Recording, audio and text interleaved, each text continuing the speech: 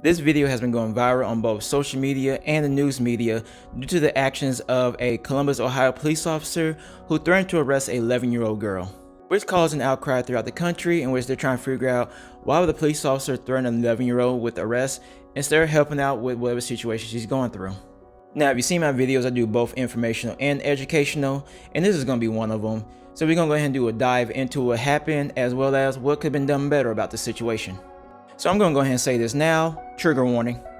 So everybody knows the story on how the dad called the police department because his daughter has been sending pictures and videos to a guy that she met online that's a full-grown man, and he wants somebody to come by and talk to her about the dangers of doing that. He called them around 6 p.m., but they didn't show up until midnight. He explained the situation to the officers, in which the female officer responded with, she can be charged with child hoopla. Now, due to regulations and guidelines, I have to say hoopla instead of the actual words. Now, some people may be wondering why she went this route instead of going a whole different route, and here's one of my theories of why she did it this way. Now, the law that the officer was quoting in the video was that the possession and distribution of child hoopla is a crime that is punishable both under state and federal laws. And I'm putting emphasis on state and federal laws because I'm going to talk about that later on in the video.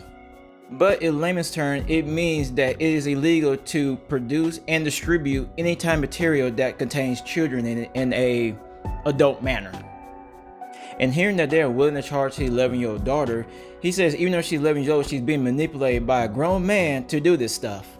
Now, what he just explained to the officers is also an illegal offense, which falls under USC section 2251, which states that anyone who attempts to induce, entice, persuade a minor to engage in any type of adult activities for videos or pictures can be found guilty of hoopla exploitation of a child, in which it falls underneath a federal crime. Now, some of y'all may be wondering why the emphasis on both state and federal crimes or laws, and here's a reason why. Now, one reason is that both state and local officers are only allowed to enforce state laws, and federal officers are only allowed to enforce federal laws, but there's very little crossover in between. Now, could they have handled this situation differently? Yeah. With this being a federal crime, they could just point a father in the direction of going towards a federal agency that would be more than willing to help him out in his situation. And who knows, the guy that's in question could be already on their radar and is waiting for more victims to come forward. So not all situations require you to threaten somebody with arrest over something that you don't really understand. All it is just point somebody in the right direction.